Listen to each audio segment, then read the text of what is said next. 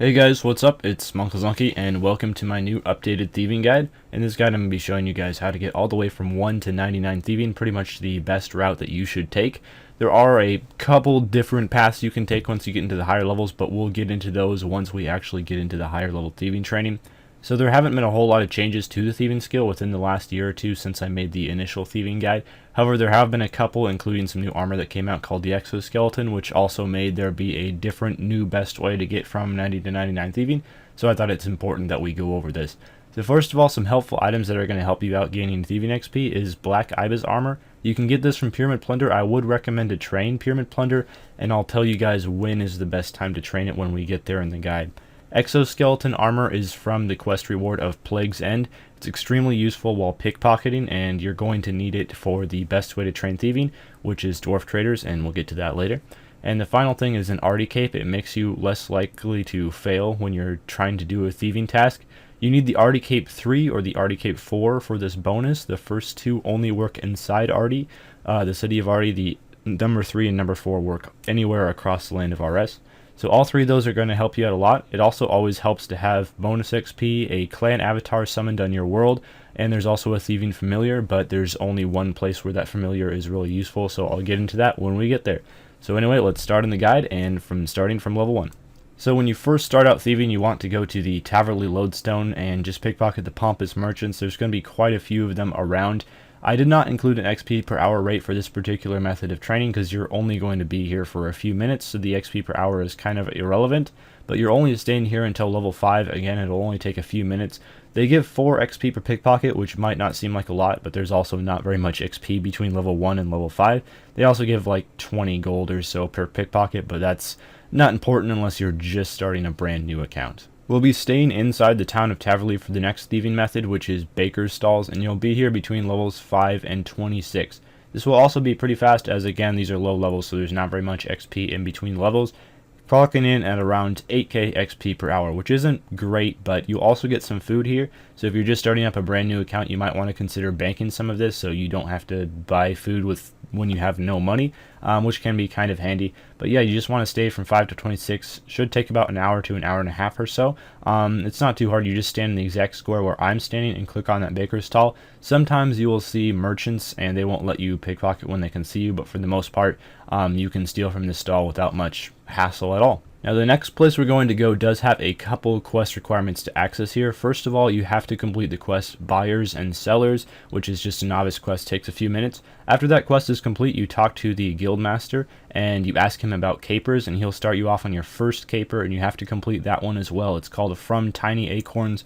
Only takes a couple minutes and it's really not that much of a hassle, but that will speed up your thieving trading exponentially because what you're going to be stealing from 26 to 35 is Thieving Guild doors. You just want to go exactly where I am, and for 26 to 35 you only picklock the top 3 doors, and then once you reach level 35 you can buy a lockpick from the shop in the Thieving Guild or from the Grand Exchange, or really anywhere they sell lockpicks.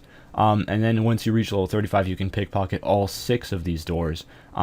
And then you just hop worlds after you lockpick them, and they'll be reset. They take a few minutes to reset, so that's why you don't want to stay in one world. Just have some people added, or heck, join a friends chat, add some people on the friends chat, and hop worlds using the quick hop method in your friends list, and just keep on picklocking doors. Some other people do this, so you might run into other people training their low level of thieving, but it is very, very fast XP compared to other methods, so this is definitely the best way to go until about level 46. We'll be remaining inside the Thieving Guild for the next method of thieving, but you have to do the next caper in the Thieving Guild, which is called Lost Her Marbles, and you additionally have to do the quest The Feud, which is a pretty easy quest. It also gives 15k thieving XP on completion, so that's really nice. But you want to buy a rubber blackjack from the guild shop, and after that you want to come to these Koshin volunteers and you want to click Lure on them, and then you want to walk behind the door, which is the entrance to the area. And then after you're behind that door, you want to, and you get the Koshin volunteer behind the door, you want to talk to the Koshin volunteer and then close the door. And this means he can't escape from you, so he's free for you to knock out and loot over and over. So how you do it is you click Lure. You want to make sure you're holding down spacebar this entire time. And then after you do Lure, immediately click him again and then click Knockout. and then click loot. And if you have good ping and you're good at clicking, you can loot them 3 times, and you will see that I am able to do that a couple times while they're knocked out before they stand back up. And this is very, very good thieving XP. It is extremely click intensive, but you'll only be doing this for a few hours because you're going to level 71. And the XP per hour is very, very good. If you get good at clicking and up to higher levels, you can get up to even 150k XP per hour. So it's quite fast, but very click intensive. The next part of your thieving journey is going to be the famed pyramid plunder. So I wouldn't recommend starting this until level 71 because those Koshin volunteers are quite a bit faster up until level 71. However, if you really can't stand them, you can stop and go to Pyramid Plunder sometime in the level 60s. It'll be very slower XP, but you'll still be able to manage it. So how Pyramid Plunder works is you want to just go through these spear traps, and then you want to picklock the tomb doors until you come to the 2 highest rooms you can picklock and loot from. So basically, if you are level 61 thieving, you can loot the 51 and level 61 rooms. And if you're 71 thieving, you can loot the level 61 and 71 rooms. And if you're all the way up to 91 thieving, for example, you can loot the level 81 and level 91 rooms.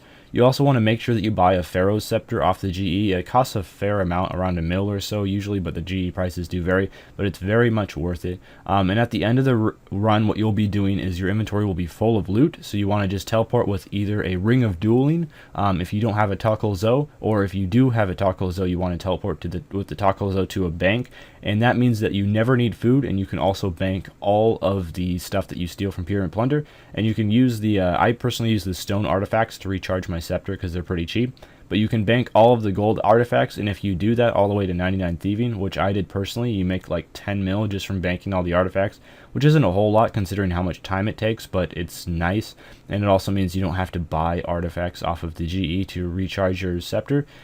So yeah, that's the way I choose to do it personally, is just teleport to a bank after I'm over with my run. So yeah, just try to fully loot all of the top 2 rooms that you can do, and that's Pyramid Plunder. So this next method is Monkey Knife Fighters, which does have a pretty high requirement to do, and it's also very click intensive. Some people prefer this over Pyramid Plunder. Me personally, I liked Pyramid Plunder a lot better. However, if you don't mind how click intensive this is, this might be the way to go because it is a little bit faster XP.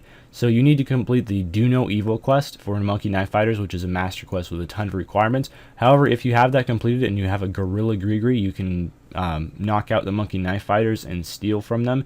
If you have good ping and you're good at clicking, you can steal from them 3 times per go. Again, you need a Gorilla Grigri to do this, and it can be like 220k XP per hour between 80 and 90, and 280k XP per hour between 90 and 99.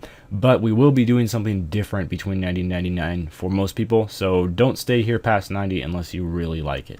Now the final way to go from 90 to 99 thieving is Dwarf Traders. The only bad thing about this is you kind of have to be on World 48 to make this good, because if you try it on a different world, there's not going to be very many people there, and it's going to make it very difficult with all the guards around. So what I'd recommend is just wait until you're 2,400 total to get 99 thieving, or if you are a skiller or something, you could alternatively stick with Pyramid Plunder. One thing you can do is you can lure the guards by attacking all of them and then walking into a room and closing the door behind the guards, keeping all the guards in the room. However, this is extremely time consuming, and also the guards can sometimes teleport out if you lure too many into one room after a couple minutes. So again, it's just very, very frustrating to train this way unless you are on World 48. So if you're going for that max cape anyway and you're going to get 99 in every skill anyway, I just recommend to wait till 2,400 total if you don't have that already. So what you're going to need for Dwarf Traders is that exoskeleton armor as a reward from the Plague's End quest that I talked about earlier, and that will reduce your chance of getting stunned by 25%. So it allows you a lot more pickpocket attempts per hour, which really boosts your XP a lot per hour. You also want to bring an Abyssal Lurker pouch and Abyssal Stealth Scrolls, which I show in my inventory there, and those will boost your thieving by +4 every single time you use a scroll, and they'll drain a little bit after a while. But those are definitely worth using. They help out a lot with the XP here because they boost your level, and level means you're more likely to succeed at pickpocketing. So anyway, this is how you're going to be training from level 90 to 99, very fast XP per hour.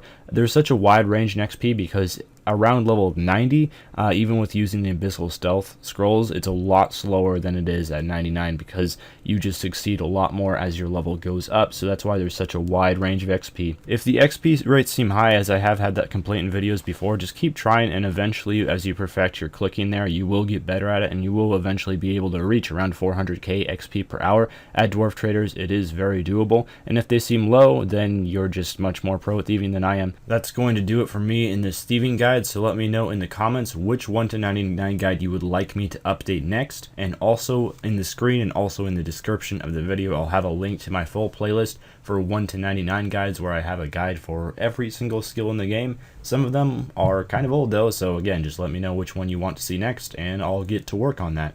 That's about all for this one, so thank you for watching, guys, and farewell.